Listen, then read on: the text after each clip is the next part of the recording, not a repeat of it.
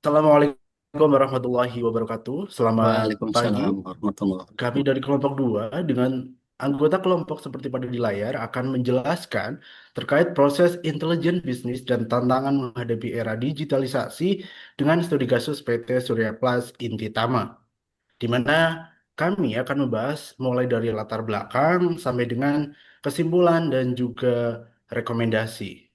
Next.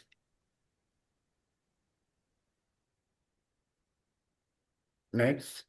Oke. Kita mulai dari latar belakang. Kita tahu bahwa di zaman sekarang terjadi adanya transformasi digital, di mana era digital membawa tantangan baru dalam mengelola dan memanfaatkan data. Oleh karena itu, perusahaan menghadapi berbagai masalah. Salah satunya yaitu adanya big data, di mana perusahaan belum mempunyai kemampuan untuk mengelola data yang besar. Selain itu, infrastruktur dan juga kompetensi menjadi hambatan bagi perusahaan dalam menghadapi era sekarang. Selain itu, adanya isu keamanan dan juga privasi yang menjadi tantangan besar oleh perusahaan. Oleh karena itu, dari latar belakang tersebut, kami akan membahas mengenai bisnis intelijen di PT Surya Plus Inditama. Next.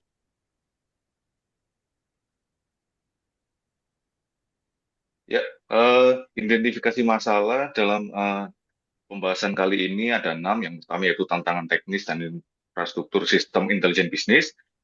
Yang kedua ada kualitas data yang buruk. Yang ketiga yaitu kurangnya sumber daya manusia yang kompeten di bidang intelijen bisnis.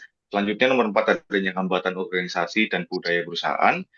Nomor lima adanya isu keamanan, etika, dan kepatuhan terhadap regulasi data. Dan yang terakhir nomor enam yaitu kurangnya strategi bisnis yang terintegrasi dengan intelijen bisnis. Next. Untuk pembahasan studi kasusnya tersendiri, kelompok kami akan mengambil dari PT Surya Plas Intitama. PT Surya Plas Intitama ini sebenarnya merupakan manufaktur plastik, di mana dia menghadapi tantangan besar dalam mengelola ribuan data, itu terkait tentang transaksi penjualan tahunan, di mana dalam pengolah datanya itu masih menggunakan Microsoft Excel. Nah, penggunaan Microsoft Excel ini sebenarnya sebagai alat utama analisis terbukti tidak optimal untuk volume data yang tinggi. Oleh karena itu, hal ini menyebabkan kesulitan dalam pelacakan performa, identifikasi tren pasar, juga pengambilan keputusan strategis yang cepat di era digital. Nah, perusahaan ini juga belum memiliki dashboard visualisasi untuk memonitoring yang secara real time. Next.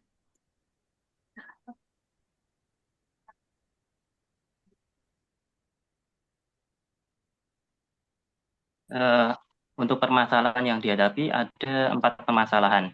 Yang pertama adalah tingginya volume data. Data penjualan yang terus bertambah setiap harinya menciptakan tantangan dalam hal penyimpanan, konsolidasi, dan analisis data.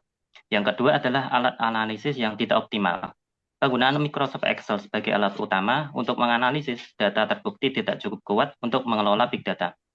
Kemudian yang ketiga, lambatnya pengambilan keputusan.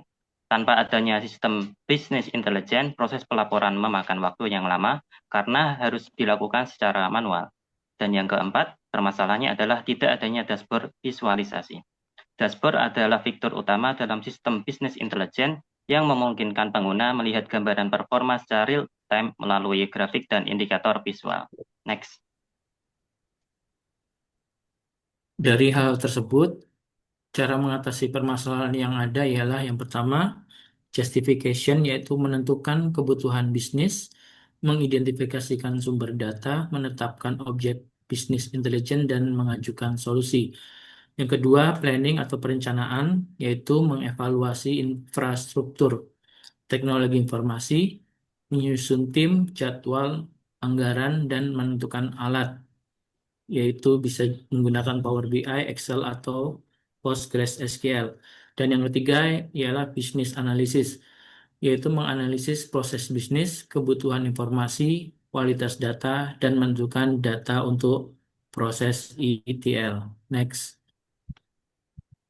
Cara mengatasi masalah yang keempat adalah mendesain, yaitu perusahaan dalam tahap ini merancang arsitektur data warehouse, alur ETL, dan dashboard BI interaktif dengan Power BI.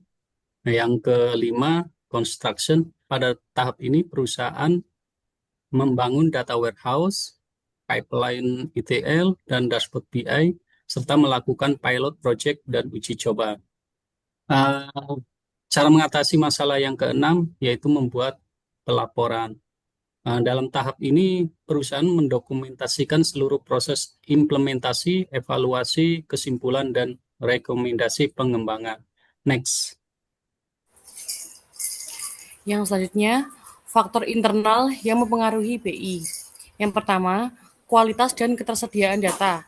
PT Surya Plus Intama sebelumnya mengandalkan pencatatan manual berbasis file Excel yang tersebar di berbagai cabang. Hal ini menyebabkan kesulitan dalam konsolidasi data nasional secara cepat dan akurat. Yang kedua, kesiapan infrastruktur TI. Salah satu tantangan terbesar dalam implementasi BI adalah kesiapan infrastruktur TI. PT Surya Plus Inti Tama belum memiliki sistem data warehouse maupun server terpusat yang optimal untuk mendukung arsitektur BI. Yang ketiga, kompetensi SDM. Kurangnya pelatihan mengenai BI tools seperti Power BI atau pemahaman mengenai prinsip data governance menyebabkan ketergantungan pada konsultan eksternal atau personel terbatas. Yang keempat, dukungan manajerial. Pada kasus PT Surya Plus Inti Tama, meskipun ada kesadaran tentang pentingnya konsolidasi data nasional, namun belum semua pemangku kepentingan aktif terlibat sejak awal. Dan yang terakhir, budaya organisasi. Tantangan budaya ini tercermin dari resistensi pengguna dashboard atau kurangnya kebiasaan membaca laporan visual. Next. Selanjutnya adalah faktor eksternal yang mempengaruhi keberhasilan penerapan BI. Yang pertama adalah persaingan pasar. PT Surya Plus Intama menghadapi tekanan pasar dari perusahaan-perusahaan lain yang telah terlebih dahulu mengadopsi BI, baik untuk operasional harian maupun strategi pemasaran. Yang kedua adalah perkembangan teknologi. Teknologi BI saat ini berkembang sangat cepat, mulai dari visualisasi data hingga kecerdasan buatan. Ketika perusahaan lambat beradaptasi, maka sistem yang baru dibangun pun akan segera usang.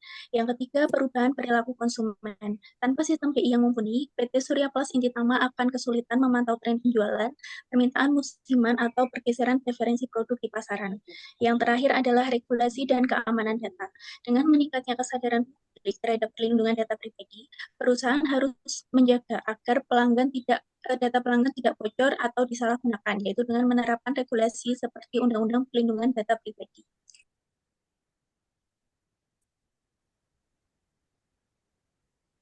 Kesimpulan, pertama, pentingnya konsolidasi data melalui sistem terpusat atau data warehouse untuk menjamin keseragaman dan keakuratan informasi. Kedua, BI memungkinkan pengambilan keputusan berbasis fakta atau data-driven decision making yang lebih akurat dan strategis. Ketiga, investasi teknologi harus diiringi dengan peningkatan kapasitas SDM agar transformasi digital berjalan efektif. Yang terakhir, otomatisasi laporan melalui dashboard BI mempercepat distribusi informasi dan efisiensi operasional. Next. Baik, yang terakhir yaitu rekomendasi. Di sini ada 5 rekomendasi dari kami, yaitu yang pertama, perusahaan perlu menanamkan nilai bahwa setiap keputusan bisnis sebaiknya berdasarkan data, bukan hanya intuisi. Yang kedua, membangun tata kelola data atau data governance yang kuat untuk memastikan integritas data. Perusahaan perlu menetapkan SOP pengelolaan data, standar entry data, dan prosedur validasi. Yang ketiga, perusahaan perlu membangun satu pusat penyimpanan data terpusat yang mencakup seluruh data penjualan dari cabang untuk menjamin ketersediaan informasi secara real-time dan akurat. Yang keempat, dashboard yang dikembangkan harus disesuaikan dengan kebutuhan pengguna.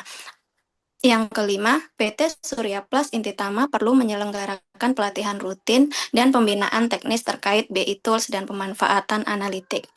Demikian presentasi dari kelompok 1. Sebelumnya saya izin berpantun. Jalan-jalan ke Kota Batu, jalan-jalannya bersama kekasih. Demikian dari kelompok 1, kami ucapkan terima kasih. Assalamualaikum warahmatullahi wabarakatuh. Selamat siang.